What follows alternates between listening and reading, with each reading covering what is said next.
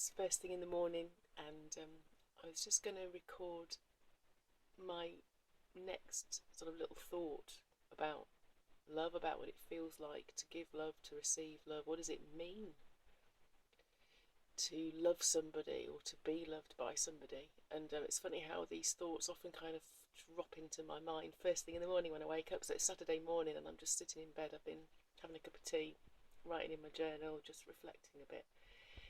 And I thought, oh, I'll just record this now while it's kind of fresh in my mind. I was in a school, a primary school, doing an inset session with the staff there. They know me a bit, and therefore they're a bit more kind of relaxed with me, but they wanted to look at ways in which they could use some of the stuff that I've been teaching them about kind of managing stress, self-protection, calming, concentration. How can we use that with children? And I began the morning really just by trying to help them to reconnect with how it actually feels to be a fully functioning, emotionally awake, intuitive human being, because I believe we all were once, but we've kind of progressively shut down as we've grown older, faster in some cases than others, and more completely in some cases than others.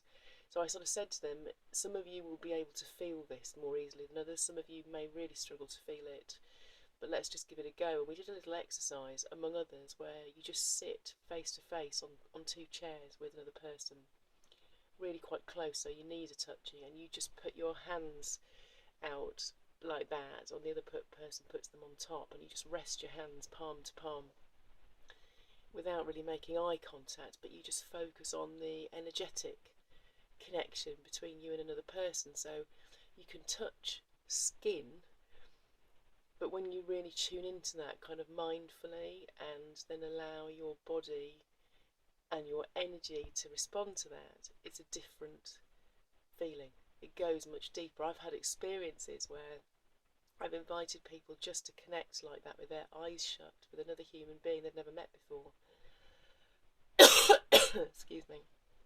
For 5 minutes, just while some music's been playing, and their response just to that is mind-blowing. People weep, people are overwhelmed by how much information they pick up about this other human being, the sense that they get of this person, you know, what they're like, what they're going through, what's emanating from them, and also how connected they feel to another human being. It's absolutely astounding to witness that. And then the connection that continues, you know, when we go into a coffee break afterwards, how they feel drawn to this person, and often for the rest of the day want to kind of connect with them because they have this sense of kind of empathy and understanding, and it's amazing to see.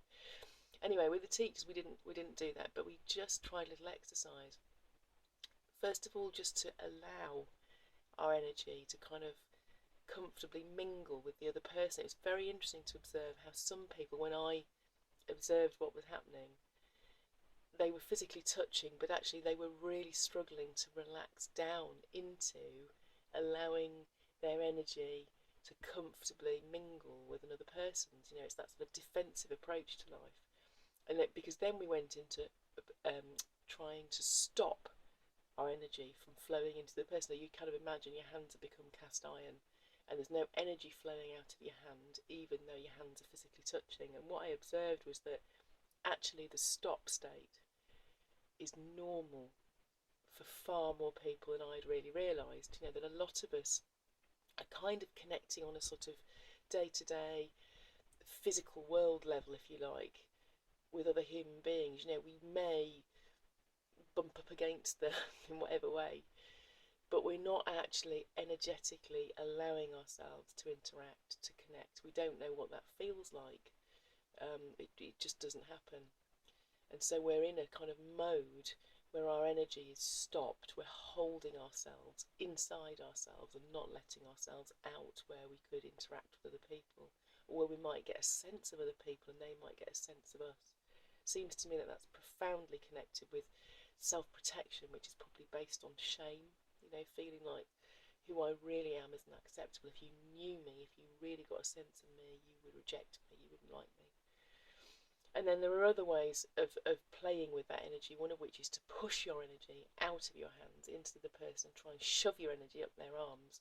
And it was really interesting to observe how people felt going into that kind of interaction, whereby the person who was getting the energy shoved into them felt invaded, very often prickly, wanted to take their hands away, sometimes felt a bit sick. But there is that real sense of invasion. Hey, what do you think you're doing? This is my space to do. I invite you to do this? No, I didn't. Stop it. It feels very pressurising and quite real to a lot of people. And the other one, of course, then is to then pull the energy out. So you consciously draw the other person's energy down out of their arms, out of their body, into your hands. So it's like a vacuum cleaner sucking energy. And at the end of the exercise, I said to the room, if any of you feel the need to go wash your hands because you feel like it's uncomfortable what's just happened, feel free. I expected 1 or 2 people to get up at the most. More than half the room, I would say about 80% of the room, wanted to go and wash their hands. They felt it. And that, yes, there were a handful of people who were left saying, I really didn't feel anything there, I don't know what you're talking about. And we worked with that a little bit more. But most people got some sort of sense of this very genuine energetic interaction between human beings and how that was happening and how that felt without any words being exchanged at all. And then we spoke a little bit about how basically in human relationship that's what's going on all the time, and how it can be very, very confusing to us. Teachers are very familiar with kids that go into push, who are shoving themselves in their faces, demanding attention, always wanting. We kind of feel that one. That's pretty honest in a way. But the one that really threw a lot of people was how sometimes people can appear to be very giving, kind, sensitive, wanting to help, and yet actually what they're doing is draining your energy out of you whilst appearing to be helpful. And how confusing that is, because one signal, the verbal signal, says I'm here to help, what can I do to help you? And yet the actual energetic interaction is, oh goody, give me a load of your energy, let's see if I can get fed by this. And when that person walks away, you just feel completely drained. And equally, the stop reaction is confusing, because somebody can appear to be absolutely fine with you, relating normally, naturally, you might even believe they love you. But if their energy isn't flowing out to you, if they've stopped, if they've withdrawn their energy, it's so confusing and really hurtful, and we often end up blaming ourselves. A lot of people were describing the feeling where they'd sort of felt like it was their fault, they were being weird, kind of saying to another person, what's happened, is there a problem, have I upset you? The other person would be looking at them going, no, everything's fine, what's the matter? Because on the surface, everything appears to be normal.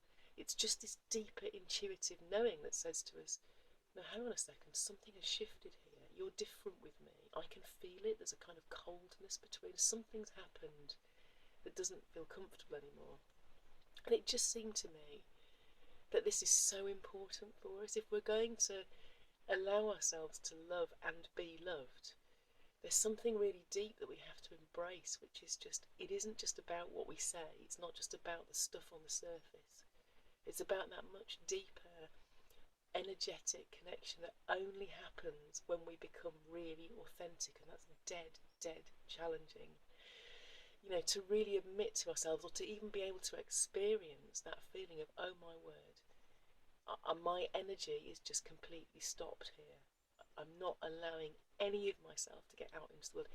How can I love anybody? How can anybody love me if I'm not revealing myself, allowing myself out to play? And equally, if all I'm ever doing is draining people, it's like if somebody appears to be kind and I'm just going out there draining them of energy, whoopee, here's somebody who can give me something and I really need it, I'm so hungry, I'm so desperate for love. That will frighten people away. We'll feel like people don't like us, we'll feel like people don't want to be around us, because people will eventually back off. Because on some level they'll know, they'll feel it, and it won't be nice. And so it seemed to be that most of the business of human love, of loving and being loved, it's really about reconnecting with ourselves on that level, recognising who we are on that really deep level and beginning to embrace it. And it's painful. If we have to recognise that, oh my word, I go around draining people down of energy like a vacuum cleaner. How difficult is that to come to terms with? That was one I had to face in this last year. It was the shame I felt about it was absolutely overwhelming, and I wanted to crawl into a hole and die. But then there is also a process of learning to love and accept myself in that, and recognise I'm only doing that because I'm hurt, because I'm scared to be vulnerable, because I'm scared to take responsibility, and I need to meet myself in my pain and begin to love myself first by accepting all that I am, and then I'm able to begin to make changes in the way that I do my life, but only when I love myself as I am and accept what I'm doing. So that felt really, really significant this week, and I just wanted to share that with you. And it might be worth having a play with that, seeing if you can feel energy flow like that. And I'd love to hear from you about how that feels and the revelations that can bring when you begin to notice that in everyday interactions in relationships. It's fascinating and so revealing. Enjoy your week. See you soon. Bye.